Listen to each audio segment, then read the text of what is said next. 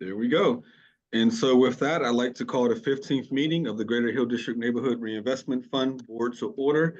Always as a reminder, this meeting is being recorded. Please mute yourself if you are not speaking. If you would like to ask a question or give comment, please use the raise your hand function. We always ask that you turn on your camera so that your name appears when you speak. Please feel free to cover the camera on your device if you do not wish to appear on the actual camera. And lastly, as always, if you have not returned your conflict of interest form, you're not permitted to participate in any motions or votes today. With that, I believe Gordon is going to take our roll call. Yes, thank you, Council President.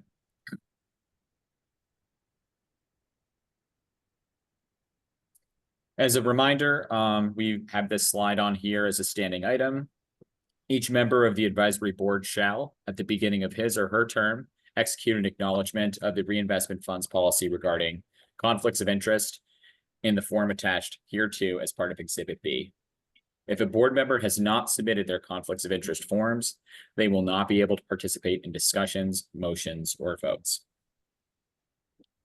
With that, we will move towards the roll call. Is the representative from District 6 here? Here. Is the representative from the Hill CDC here? Present.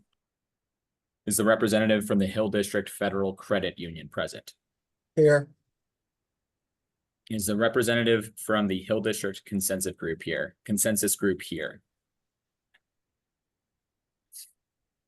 Is the representative from the Wesley Center AME Zion Church here? Here.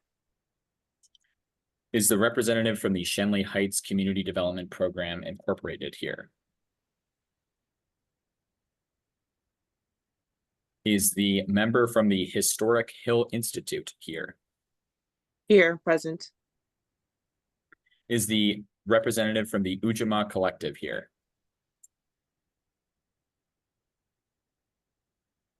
Is the representative from the Office of State Representative Ariane A. Abney here? Is the representative of the Office of County Executive Inamorado here? Apologies for the typo.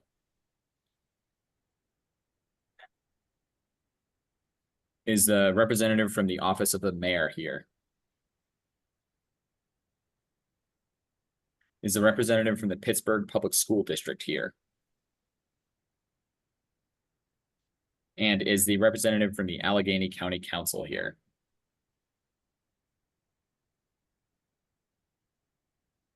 And that concludes our roll call. Thank you. We do have 4 out of 7 voting members present today. And I believe Ms. Wolf will be joining us in about 20 minutes or so. So we should have 5 out of 7. With that, I believe we'll move now on to old business, beginning with an update on the Hill Home Repair Program.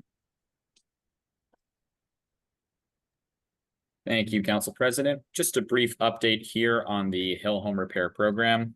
I'll start off with a reminder of what took place late last year and early this year.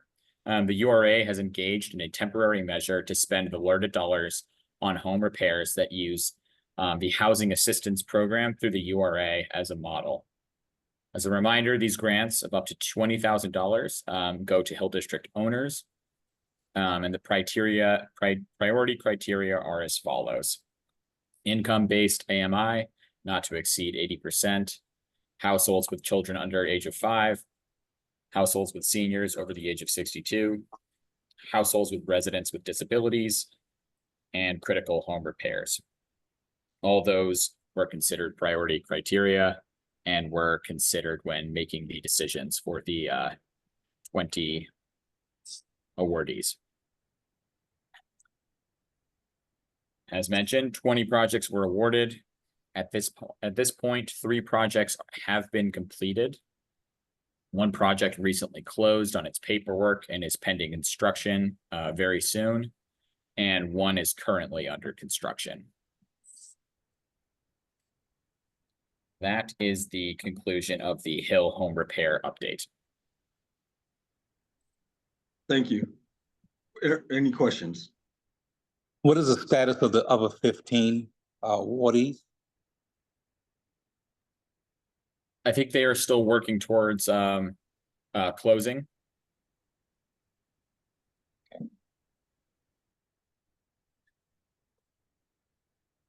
Yeah. Yeah, I guess I'm wondering why it's taking so long.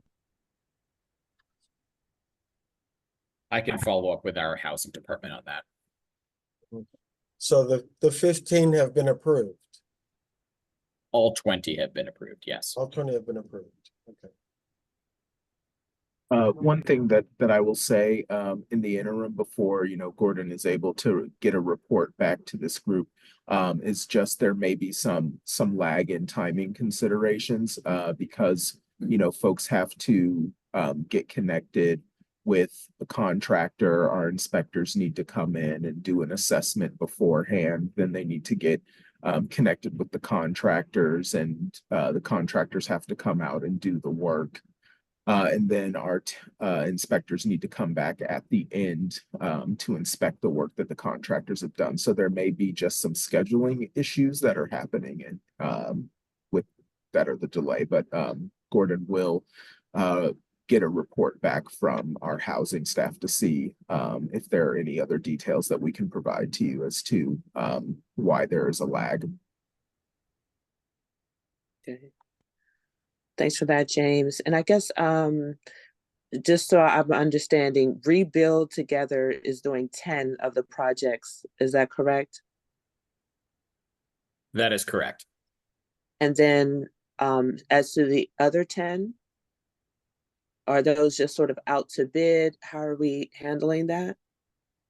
I think the contractors have been identified for the remaining 10. I think there's maybe three or four other contractors that make up the last 10 projects.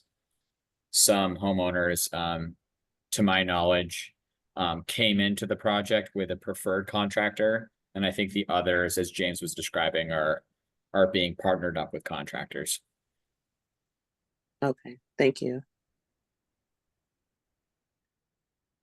Any further questions? If not, we'll move on to staffing update. In our previous meetings, the advisory board did not recommend moving forward with any of the responses to the RFP for the resource navigator and quality control inspector. Therefore, the next step following that decision was to secure a program officer. We've been working to finalize the job description. One outstanding item is where that person would actually be housed. We've considered the possibility of the co-working space on Center Avenue. We initially considered McCully Ministries. Unfortunately, McCully has policies in place where that person would not be able to house there. Since discovering that 2 or 3 weeks ago, we've begun looking at other options, one being Energy Innovation Center as a potential location, one being the co-working space on Center Avenue, above where our state representative is, one being potentially my office, but also one being the URA, given that the URA may potentially be able to readily assist this person. And currently URA legal staff is currently working on an opinion as to whether or not that position could be housed inside the URA, given that they would not be an official URA position. Any questions?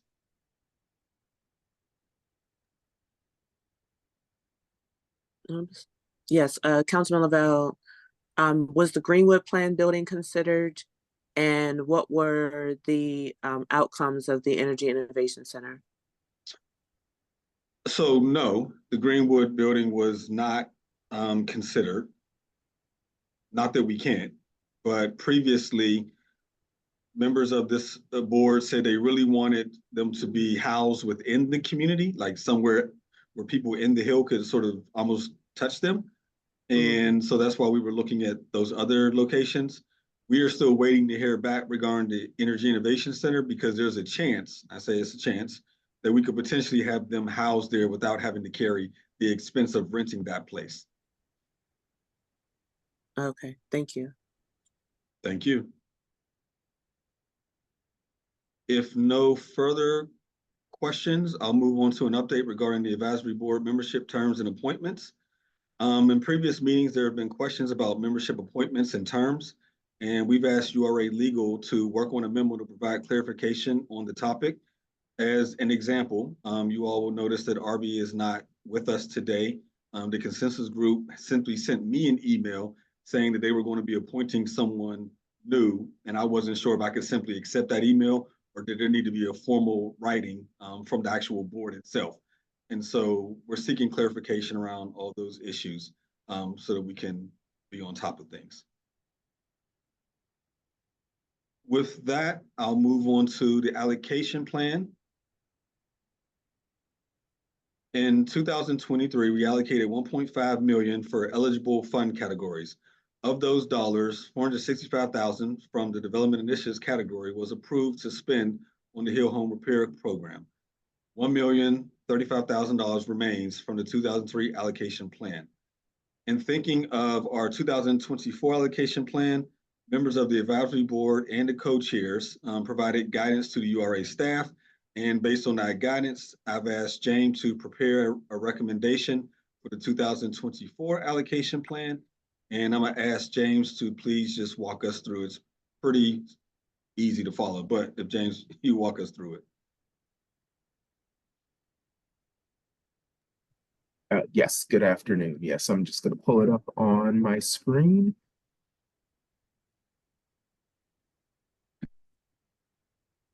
Okay.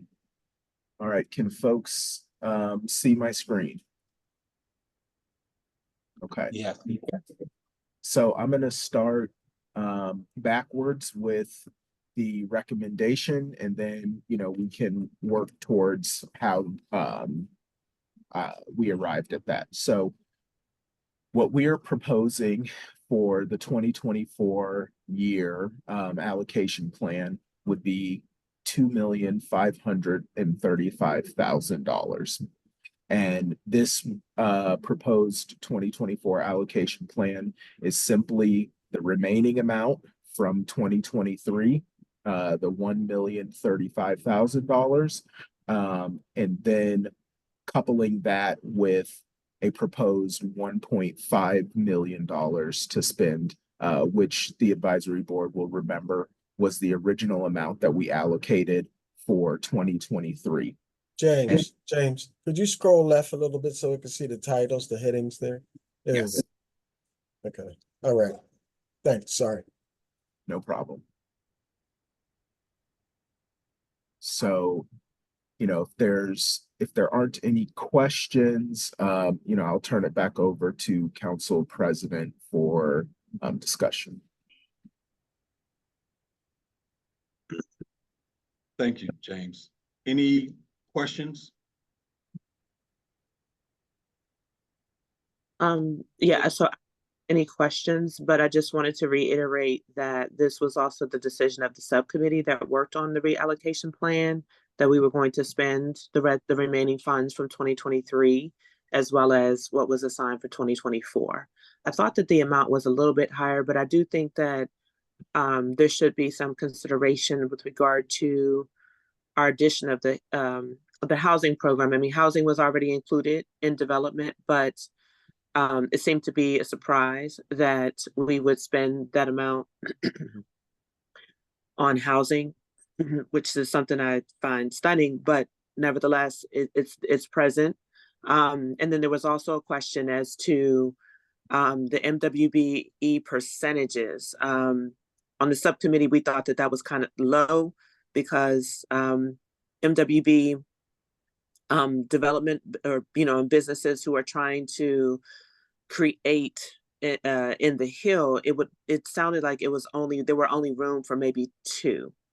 And we know that we have present development initiative in the Hill. So we may want to consider an increase in that category.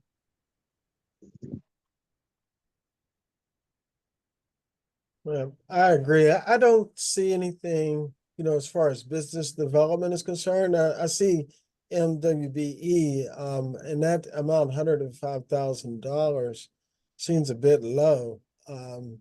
So I know we had talked about in previous meetings about allocating money for, you know, business development. So it seems there should be more towards that end. Don't know. So I think- just for clarity, the total amount for using business development as, since you pointed out, would actually be 210,000 for this year.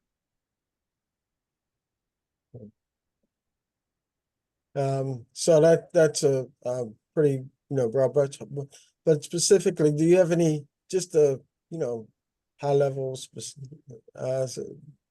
know what would that be used for in terms of business development? Is that assisting small businesses with opening stores, or what does that look like? So we would need to refer ourselves back to the original document that governed this, because under each one of these categories, these titles, there are sort of an array of descriptions of what those dollars could be used on. I don't want to recite them try to do it from memory, but Okay. we would have to refer to our original document that said within these 14 categories, here's how these dollars could be expended. Right, and I remember that, Councilman Lavelle. I remember that in our subcommittee meeting, excuse me, in our subcommittee meeting, we definitely thought $100,000 was too low. And so I think for point of consideration, we know of at least 3 to 4 different companies in the Hill that are working on projects, and quite frankly, we know we want to help them. So either we go back and increase the amount, or do we just say, all of you get $50,000 each, or, I think we can be candid about the projects that we have that are necessary and that we need to assist. I But do want to, So, Sorry, I do this was want to just make it clear Yeah. though. my sentence. Sorry. So that was the agreement, and that was the next part of the discussion following our subcommittee meeting to bring to the wider committee. So 2 things to note. One, going back to 2023, when we discussed this, what we talked about was you can always expend the dollars, and if necessary, add more to it. Yeah, okay. Since we've been at this, we have not expended $100,000. So I don't think it's unnecessary to set a goal of expending $200,000 this year, while also acknowledging that should you expend that 200, that you could then, as the advisory board, always choose to increase that allotment. Yeah, that's true. That's true, Councilman Lavelle. So that's perfect. Thank you. Thank you for the reminder on that. So And I also, with that in Richard, mind. Richard, Oh, I I'm was sorry, go ahead, about Miranda. to jump in right here. Sure, I also sure. think it's really important just for the public to understand that while there are projects that we are aware of, there have been no decisions relative to projects. The application has not been opened. And so it is a competitive process that applicants will be able to participate in. So there is no pre-designation as to where funding will go, irrespective of what individual members at this point believe, because we have, as a committee, have not formally opened applications. So I just want to make sure that's really clear, because that could be perceived as, that could be misperceived as something other than it is. Thank you. I concur. And I believe that we haven't expended anything in that category because we haven't put the word out. People don't know that it's available. But if we do, if the word does get out that, that $200,000, for example, is available, and we find that there is a demand for more than that, what process will we have, or do we have in place for this committee or this board to increase that amount? Do we just come together and vote on it, or is there a formal process to increase that amount, or how would that work? Well, one, I would suggest discussion over it, but technically, someone of this advisory board would need to bring forward a formal motion and then that will be discussed and then voted on. As far as increasing dollar amount. Yes. Right, I think it's important to note that the entire committee is really responsible for allocation approval. The advisory committee is the only technical formal allocation committee. Although some have gone into committee before to work on specific tasks relative to allocation.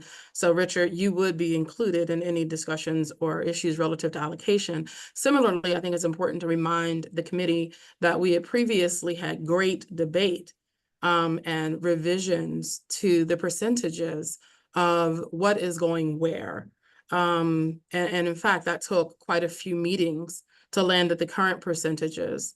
And so I just want to remind everyone that, you know, in order to keep moving forward and the allocations, you know, and the funds getting out to the community, that, you know, going back to revise the percentages, perhaps is something that may be necessary in the future, but we haven't even met the goal of what we initially said we wanted to do. So in the interest of time and supporting the needs of the community, I think that Councilman Lavelle said it best, which is let's first, you know, demonstrate our ability to put out the $2.535 million if it is the will of this committee to approve that amount, and to consolidate year 23 and 24 to get those funds out. Let us first demonstrate that we have that capacity and ability before trying to adjust allocation amounts any further. That's my recommendation. Thank you. I agree.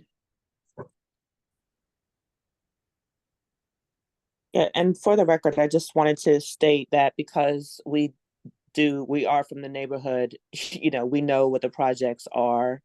So we're just speaking, we were even contacted by a recent project, as we all know. So just knowing what's out there is not prescriptive to say they're definitely going to get the money, but it's just really important for us to acknowledge that we know what the demand is, and the demand is clearly greater than $105,000 or $210,000, and that was my point.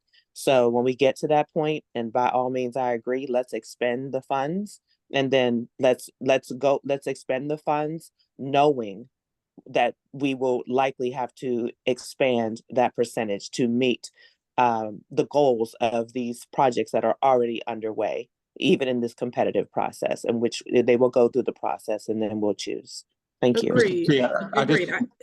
Can I just I jump like- in here on the clarification? I like to jump in because I like to go on record that because it has not been officially released, we may assume there are 4 out there, but might be 40. And Many so more. I just don't, on record, and it's a public meeting that's on record, I don't want it to be perceived that we have even processed in our minds who may need it. So I like for us to approve this budget, and then we can go forth with the formal application.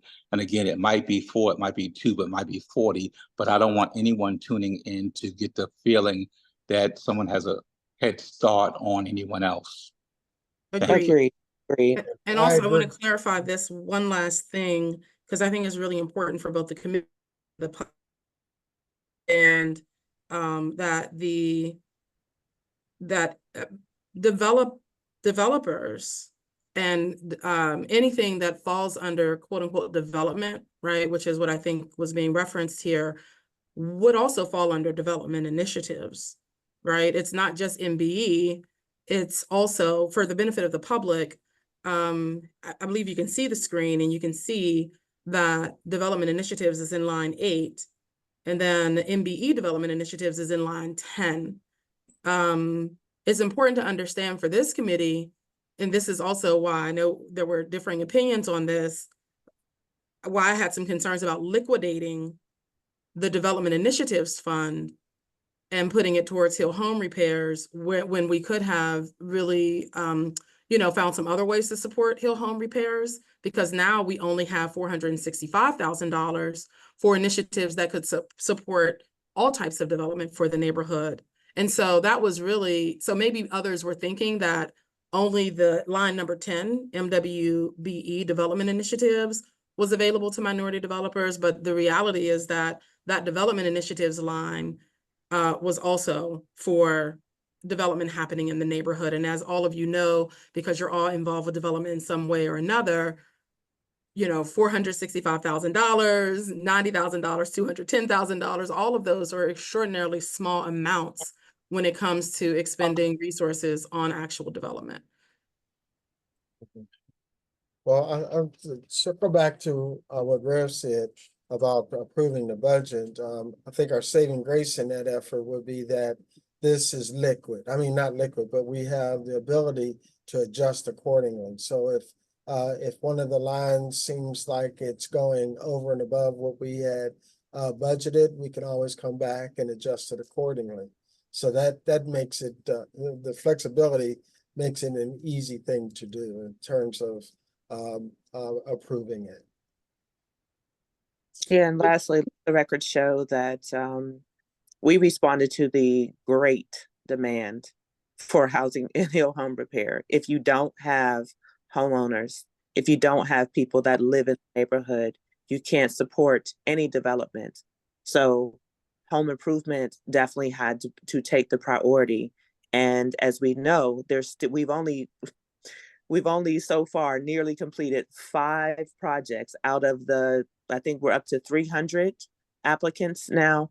So let's just keep that in mind as we move forward.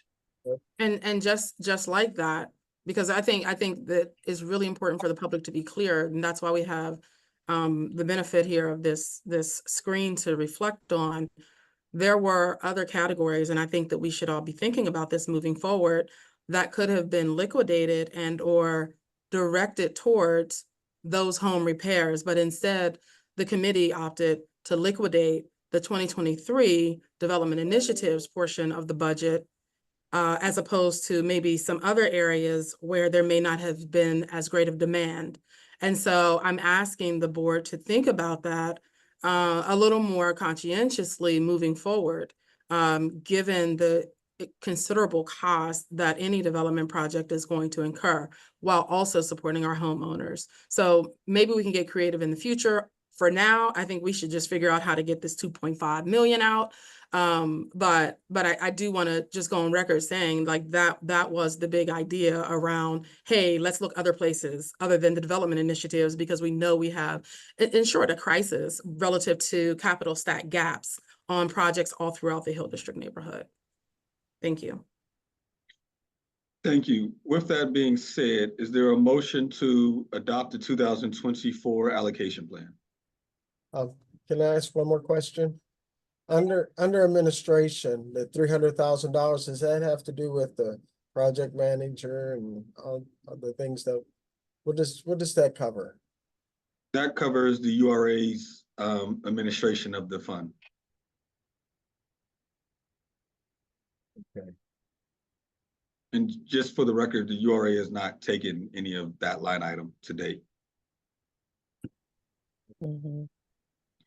Is there... And sorry, Councilman Lavelle, for the public, I just want everybody to be clear that we had the opportunity to change percentages and reallocation, and our co-chair, Marimba Lyons, really stressed not to do that.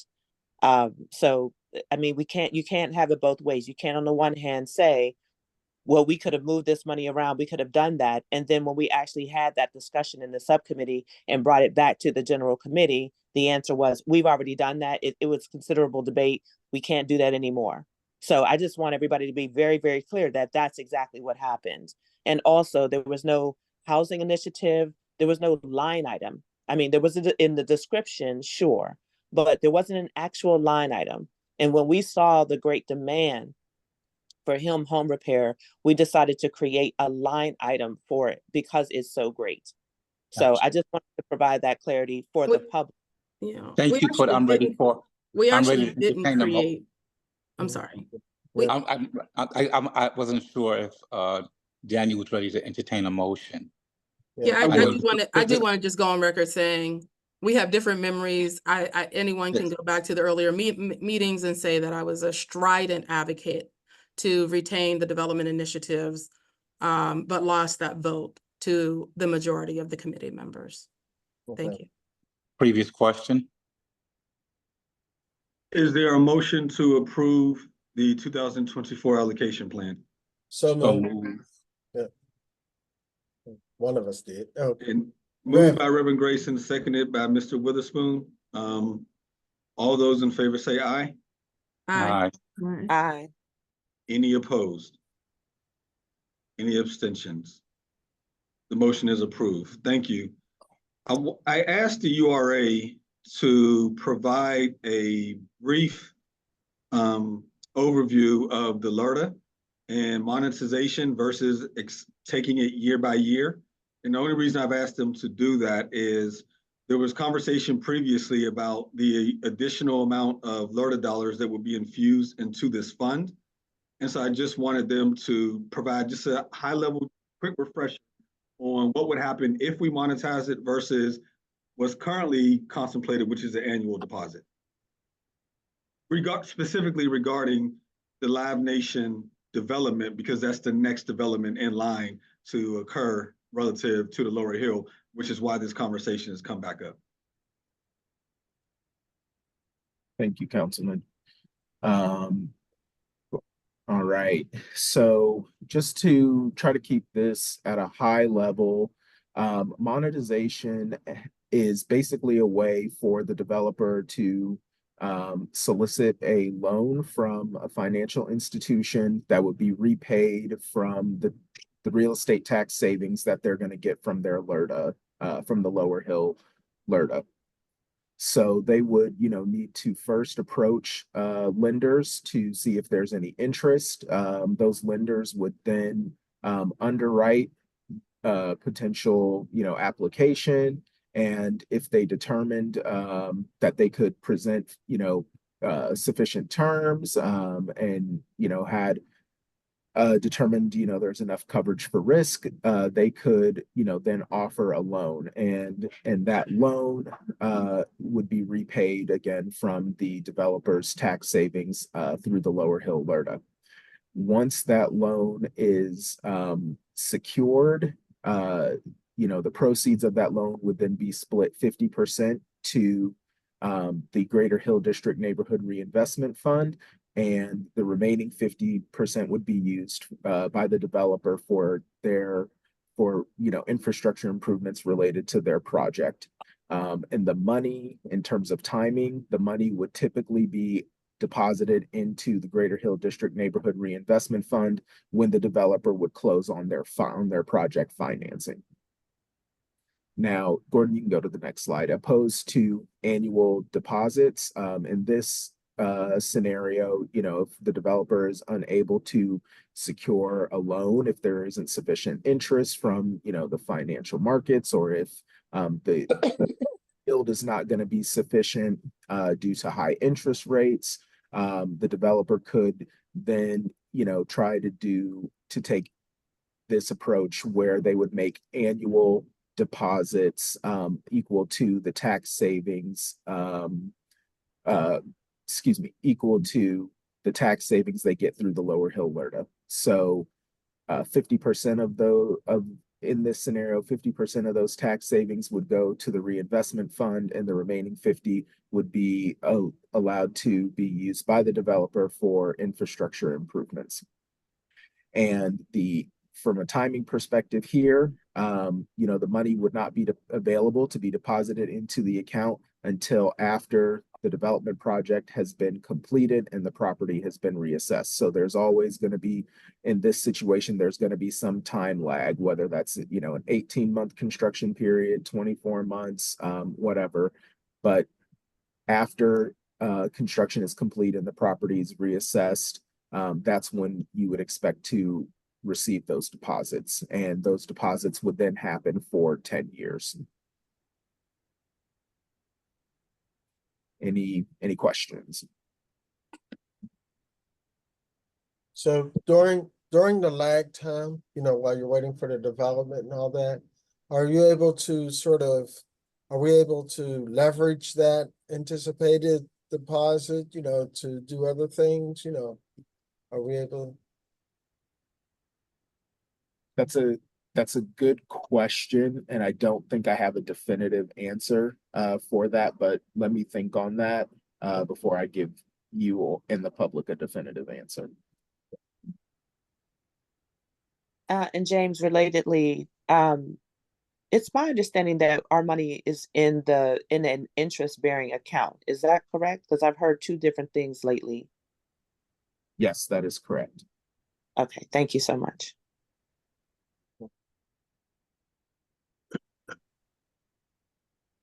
Any other questions? Yeah, so I have a loose memory of this conversation in the past, maybe last year, the year before, I think when I just first joined the board. And that when this came up before, where the developer would take the loan, I think the question of the interest rate on the loan was coming up as it would be the community's responsibility, or this board, or to pay the interest on the loan. Is that correct? Or who would be responsible for that?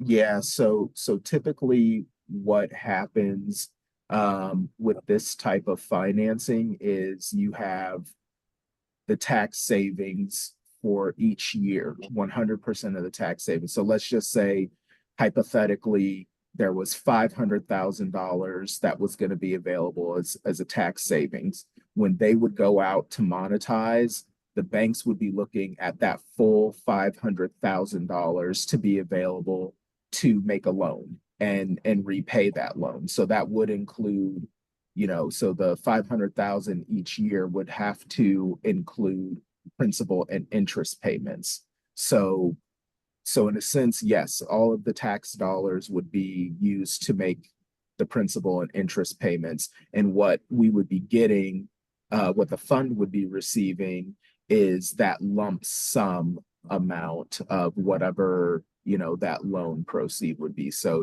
that could be, a $3 million loan, and the fund would get 1.5 million up front.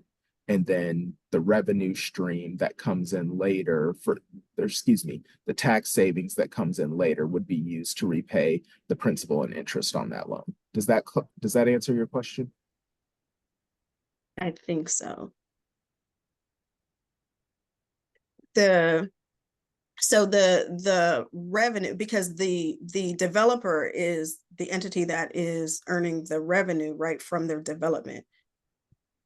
So they would essentially they're going to receive, a tax savings. If their property tax came in at $750,000, and because of the Lower Hill LRTA, they only had to pay, and these are hypotheticals, but because of the Lower Hill LRTA, they only had to pay $250,000 in taxes. That $500,000 savings is what would be used. So it's essentially money that would come from the developer's coffers, but it would typically be used to pay real estate taxes. Instead, it's going to be used to make principal and interest payments on a loan. Okay. Thank you. This is a really complicated transaction, I understand, I kind of get that there's a pretty significant benefit to it. But, if it could be simplified a little more, where, sort of like put the cookies on the shelf where we can reach them. It's really complicated, in my opinion,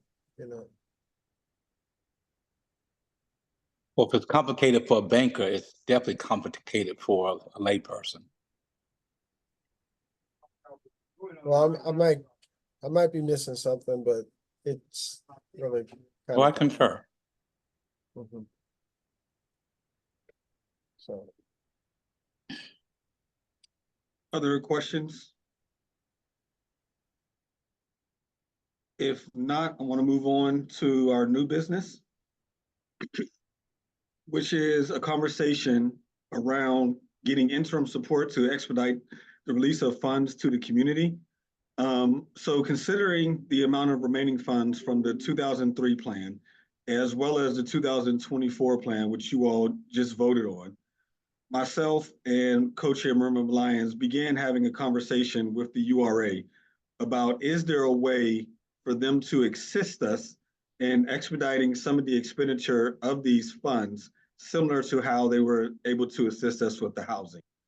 And when we looked at it, potential financial assistance could come from and help us with a number of allocation plan categories, including the development initiatives, program development, MWE development initiatives, MWE business consulting initiatives, historic institution preservation, reoccurring revenue initiatives, as well as other wealth building initiatives.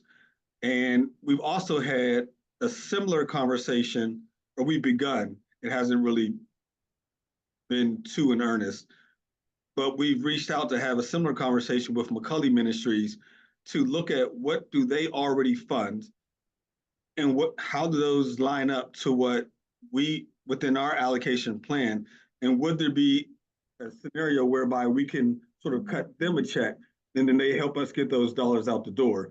And the categories that they could potentially help with could be children and youth education initiatives, job placement programs, and workforce development initiatives.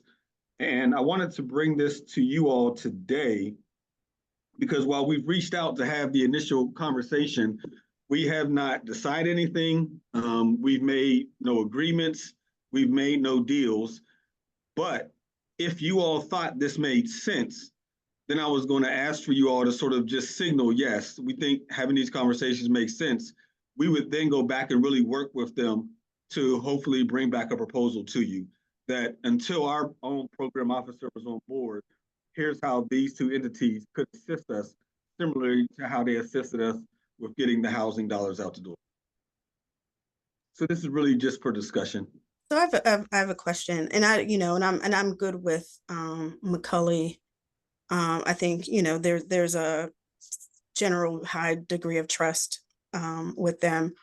But I guess my question, and I don't know, and I apologize for being late. I had another meeting before coming here, so I don't know if this was talked about earlier, but whatever happened with, I know we had reviewed proposals when we had put out RFPs for folks to facilitate that process of helping us receive, applications and process them, and making sure that, if folks were applying for funds for rent or like mortgages or whatever, that they would, help to facilitate them getting money from other places if that was available. But those positions, I know that we had reviewed the folks who had responded, and I wasn't sure what happened after that. I know that we had talked about a couple of entities, and that was like a private meeting, but I don't know what happened after that. And so I just feel like, we're jumping to somebody else. Like if we were clear that the folks who had responded, like none of them were good or qualified or affordable, based upon what we were able to pay from the fund, if we had closed that business, because now you're bringing up these other folks. So I'm assuming maybe that didn't work out, but I don't know if there was a conversation about that. There was a brief conversation, Lakeisha, prior to you getting on, and I may oversimplify this, but effectively, the responses that came back for the RFP for these services, it wasn't that they weren't competent or that they weren't even good. It was, and again, I'm slightly oversimplify. It was, you give us $75,000 to $100,000, and we will work on this about 8 to 10 hours a week to assist you. And what we discussed was, wait a minute, if we're going to spend $75,000 to $100,000, we want someone waking up and only doing this work and only working on behalf of this fund to get these dollars out the door and assist our residents. We don't want a part-time person doing this for that amount of money. Therefore, it was determined that we should go hire our own program officer that could only then wake up on our behalf and only do this work, right? That could be a full-time, full-year, yearly job. So we've been working to finalize what that job description would look like, where that person would be housed, and we're trying to finalize all that right now. Once we do that, that'll get released. I don't know if it stays out there for 30 days, 60 days. People will respond, but there'll be a certain amount of time before that person is actually brought on board. What the conversation that we reached out to the URA and both to McCulley was, in that interim of 2 months, maybe at the earliest, 4 or 5 months, probably more likely, in the interim, is there a way you could assist us in getting some of these dollars out the door based upon the work that you already do, right? So the URA, excuse me, we do housing, so we know how to move that money. We also do business support. We do small developer support. Like, there are certain things we do, and I would like to think we're fairly good at it, that some of the categories that we want to expend money fall within that realm. Same as McCulley. They grant dollars for certain things that fall within our realm. So does it make sense to say, here, McCulley, here's 100,000 that meets up with these 3 categories that you already fund. Let's use your application. Let's vet, let's see who responds. Let's collectively work together to decide who we want to fund, because you may be able to get those dollars out the door more expeditiously than we will. It's just an initial conversation that we've had. Again, there's no agreement. There's nothing in ink. It was an initial conversation that made sense, but we didn't want to go down this road if the larger advisory board wasn't comfortable with us exploring this opportunity. If you were, then the idea would be to come back in a month's time with an actual proposal, saying here's what could be done to assist you all. I hope that answers all your questions.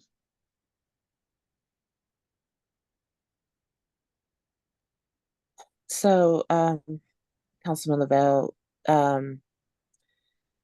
it's my understanding that it's been 2 months since we had this discussion about hiring a program officer. So in the last 2 months, we don't have a job description? We do. The only thing missing right now is where that individual would be working. And we don't have that resolved.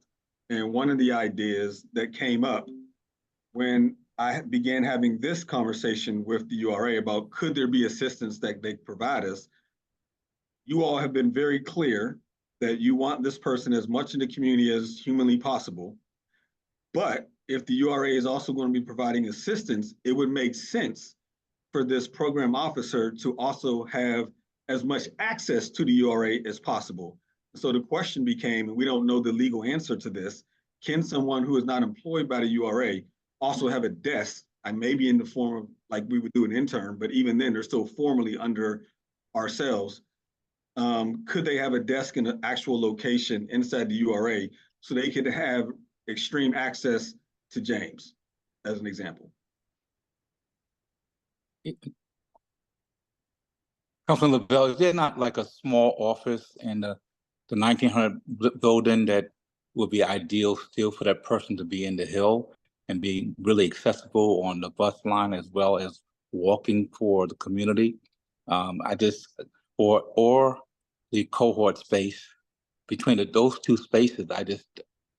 Nothing's wrong with going downtown, but I just think the community at large and if we serve the same population as we did with the housing, with the seniors and under 5 disabled, I think I would prefer I can't imagine it being so much, and maybe one of the owners would be able to work a nice pricing, but that would be my preference since we have to spend more energy, not that wouldn't mind the conversations with Macaulay or other folks, but to spend the energy of tweaking the program manager's position, get it out there, hopefully a 30-day turnaround window. And by that time, we should be able to find space somewhere in the Hill, even if it's hopefully donated or moderately priced. That would be my preference. I'm certainly open to that, Reverend Grayson. I will tell you, we did have discussion about utilization of the co-working space, and I think that could absolutely be a fit. With, you know, the way technology is, today, I mean, like we're doing right now, what is the advantage of having someone physically at the URA as opposed to, communicating electronically and doing things electronically? What's missing, you know? I would probably say access to documents. That would be, so as an example, this person, the program officer, wouldn't necessarily have to recreate applications or build an application from scratch. They would have access if they were sort of working out of the URA or even part-time had the ability to be within the URA, then that would more than likely, again, this is why we asked legal to clarify, that would more than likely mean they would also have access to files, to forms that we already have set up, things of that nature that would help expedite their work much more easily.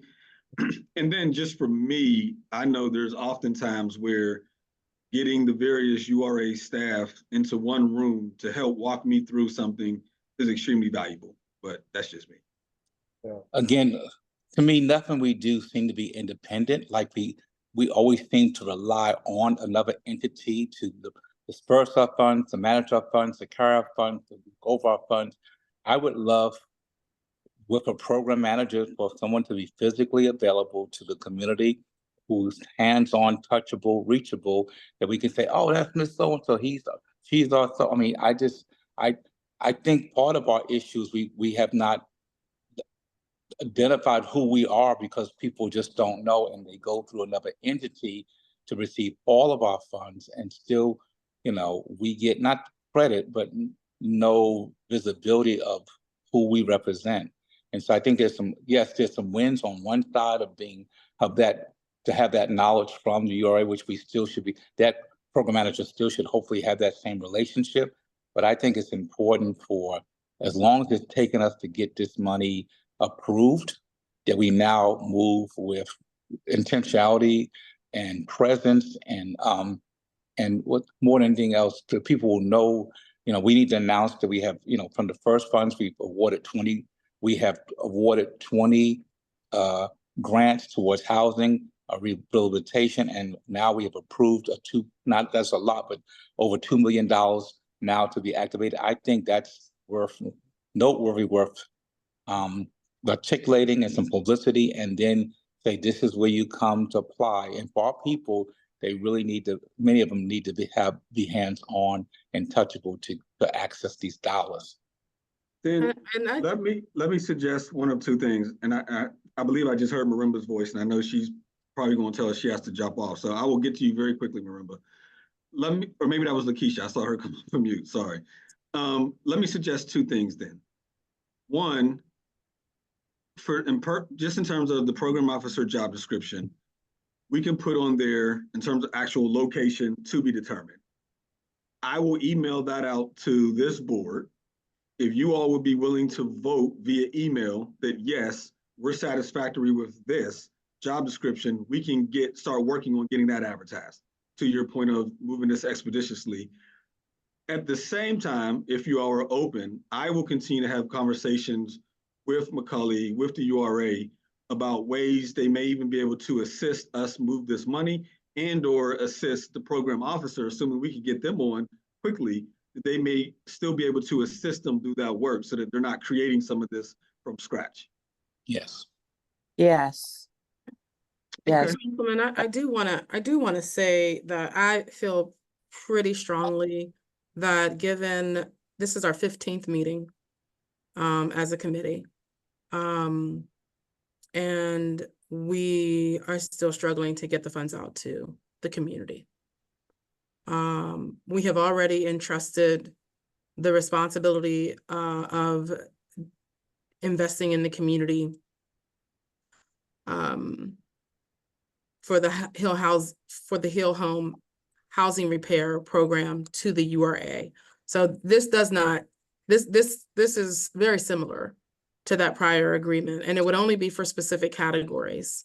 as I understand it, based on the conversations to date. So in other words, they wouldn't be doing the administration for arts and children's programs because that's not their area of expertise.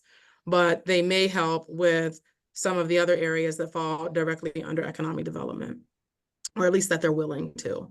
And at the end of the day, the advisory committee is still in control of the funds. I mean, the URA is being paid, candidly, right, to administer the funds. And a relatively handsome rate. And so I think that we should really strongly consider, in order to get these funds out, utilizing help. We still have additional funds to get out. This is, we still will have approximately $5 million in the bank if we are successful at getting out 2020, 2023, and 2024. In my experience hiring people, it takes months to hire, to find the right candidate, to hire them, to onboard and train them, and then for them to be capable of actually executing the mission. And I just think that it's not fair or prudent for the committee to delay getting funds out to the community while we still try to figure out how to bootstrap our efforts, when in fact, we have a partner who's willing to do that with oversight from all of us around this table. And so I strongly encourage us to, think about this the way we thought about the Hill Home Repair Program. We can always change our mind in the future, but it's really hard to then in the middle of a hiring process, stop momentum. So please consider that and consider the people in need. And I do want to respond to Mr. Witherspoon's comments about having a presence. We take for granted as community, people who are thought of as community leaders, of having access to Zoom and all types of digital technology and to one another, but that is not necessarily the reality for every single Hill District resident. And we should not deprive them of the access that can be provided through just a basic human interaction. And I think that interaction needs to be somewhere from within this community, because that's who we are serving. So those are the 2 points I'd like to add before I unfortunately have to log on for another meeting. If there's any other business that requires a vote, I will try to hang back for a moment. Not that requires a vote, but only because I know you have responded to Salim. Like, if you can stay on for 5 more minutes. If I understand correctly, especially based on what I heard Reverend Grace and everyone say, and you articulate, Marimba, we'll move down 2 concurrent paths. One is moving towards the hiring of a program officer immediately. I will get the job description out to everyone. We can vote via email to approve it. We can ratify it at the next meeting. At the same time, we'll continue conversations with the other entities who may be able to assist us in moving us all further along the track towards the benefit of those we serve. You're on mute, Marimba. I'm supportive of that. I'd actually suggest that we call the question on that particular item to gauge where the rest of the committee is, so that it's not unclear where we are on this 2-track process.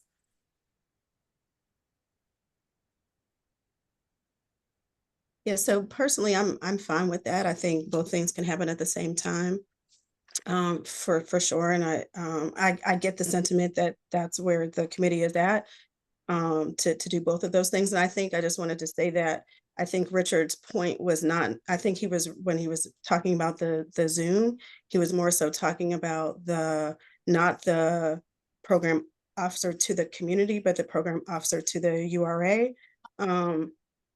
And yeah, and so my suggestion would be just in that realm, right? That perhaps, when we get there, that program officer could be housed in the community, maybe 4 days, and on the 5th day be downtown, right? And so that could just handle both needs. Yeah, fair enough. that's going to suggest Lakeisha as well. So we concur. And for the record, I mean, Councilman LaBelle, I guess co-chairs, as I said before, we were talking about the program officer. We voted to find a program officer 2 months ago. And I think if the idea was to present to us, this idea and or to approve the job description, we could have been sent that in advance. Like now we have to wait, another month. Like you all are the co-chairs. Like it's frustrating because our last meeting was canceled at the last minute, and I was told due to scheduling conflicts. So that holds up community funds. We weren't sent the job description in advance where we could have read it and then voted on it today. That holds up the funds. We really, I just want to encourage, I'm not sure what to do about this, but we just need to do a better job. I guess that's all I'm saying, because we're not, even though we are the advisory fund and we're not in control, you all are the co-chairs. And when we started this entire process, the application, we had to do the application. We had to redo the application. And the application initially was totally nonprofit headed. There was the average person could not fill out the average Hill resident, and certainly the average senior and the average person could not fill out the application. So we had to do it. And that also delayed. So it's just, there just needs to be a different method of engagement. And to that point, Kimberly, I fully agree with you. And to that point, we will get the job description to you and the entire committee within 24 hours, and we will ask for a vote within 24 hours. That's fine. Okay, thank you. Can I just ask a quick question? Because I think I asked this question in another meeting, and Councilman Lavelle had, when we were talking about the budget in the administrative line item for the URA. And I know that, remember you just mentioned, right? Like they are getting paid to do this work, but then was mentioned that they haven't yet taken money. And so I'm wondering, right, are they keeping track and accruing those hours, right? And even though they haven't taken the money out of the fund, do we have any kind of update, or can we get some kind of update in terms of how much money are they owed from the staffing of this process? Because we just haven't had any update about that. And I think I've asked about it twice. So if we can, by next month, have an update on what the balance is that would be owed to the URA for staffing this process over the past 2.5 or 3 years, or however long this has been going on. Yes, we agree, and we have requested that of the URA already. It was not ready for today, but we fully expect that it will be ready either before the next meeting or at the next meeting. Okay, thank you. Thank you. I think we're ready for a vote. So remember, if you want to give yours again, but otherwise I'll simply say to allow for the parallel tracks to begin. All those in favor say aye. Aye. Any opposed? Thank you. We have I believe just one final item under new business, which is Salim's Market on Center Avenue. Wait. Oh, I'm sorry. I had a quick question for James in particular. Just because we had talked about the LRTA and the amount. What is the amount of the interest paid on the $7.2 million since October of 2021? We never actually received that information related to how much we're paying the URA. I just want to get a comprehensive understanding of that. So I don't know if it has it now or in the future, but I just want to put that. I think I'm hearing two separate questions. So let me take the first question that I think I'm hearing, which relates to whether there are any interest payments being made through the Greater Hill District Neighborhood Reinvestment Fund for the loan that was for the first LRTA loan. And the answer is no.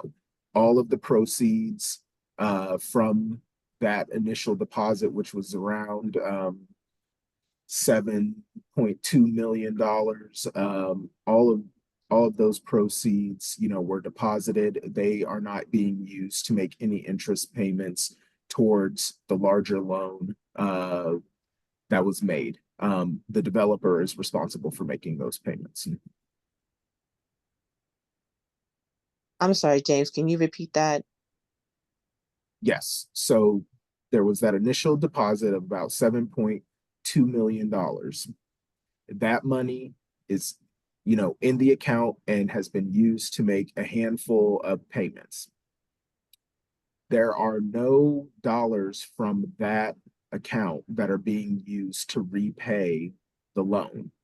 The developer is paying the interest through, well, right now they're paying it from their own funds, but when they start to get their LRTA benefit, they will use the LRTA benefit, the LRTA tax savings to repay that.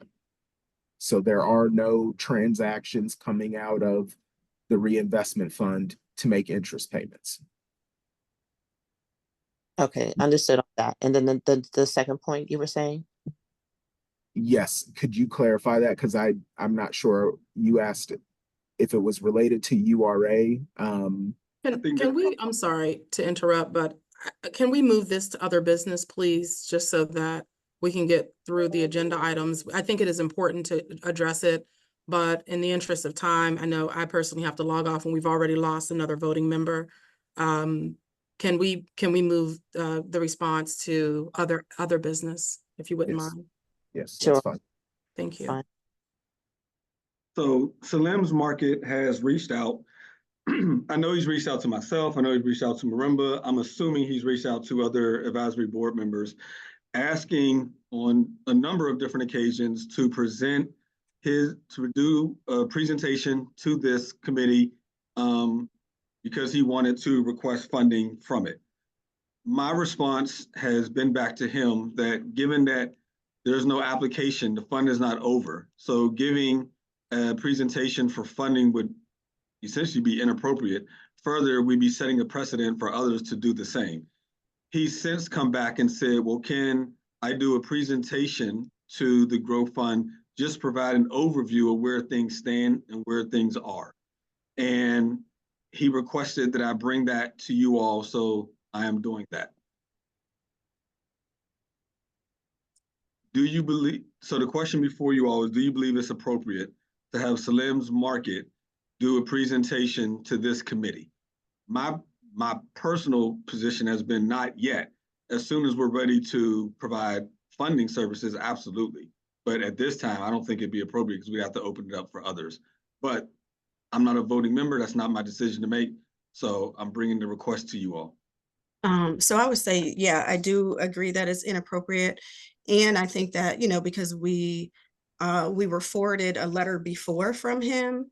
And I thought that it was actually highly inappropriate that we got an email, like him actually in the email with the rest of us, writing us that message again about making the presentation. I thought that that was inappropriate. That it wasn't even just a separate letter that was forwarded to us, that he was actually in the email, right? And so I don't know if the URA arranged that or how that happened. But yeah, I do agree that it's inappropriate because, as we've talked about multiple times, there's multiple priorities in the neighborhood. And yeah, and I think it's inappropriate in the sense that while it's a grocery store, right, and it's a need, like everybody has to eat, I think that it's also inappropriate to the degree that, the funds that he needs to operate and to buy the building, right, are also connected to the URA. So yeah, that's kind of, I think that it's a little bit of a conflict. So yeah, I don't think that, and I think that even once the fund opens, right, like I don't think that it's appropriate for him to necessarily give us a personal presentation unless we are engaging personal presentations from other developers, right, outside of the actual application. And that's my couple of cents about it. I concur. A friend of mine, much respect, but I don't want to start a precedent that we can't continue and say no to the next person. It's a very sensitive community, and to start one or give someone a head start or what could be perceived it's perception. I think even just presenting could be the perception of a head start.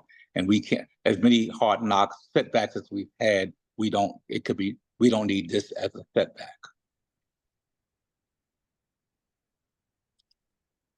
I agree.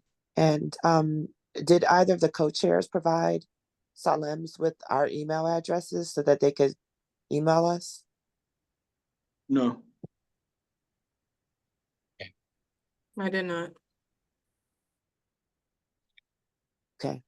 Okay, it appears to me consensus is it's not appropriate at this time. I know, Marimba, you have to jump. Is there anything you wanted to mention before you leave? No, I think the only thing I want to lift up is that, you know, although Salem's Market is the only organization that has requested a briefing, I simply take it as a signal of urgency all throughout the community relative to needing access to these funds.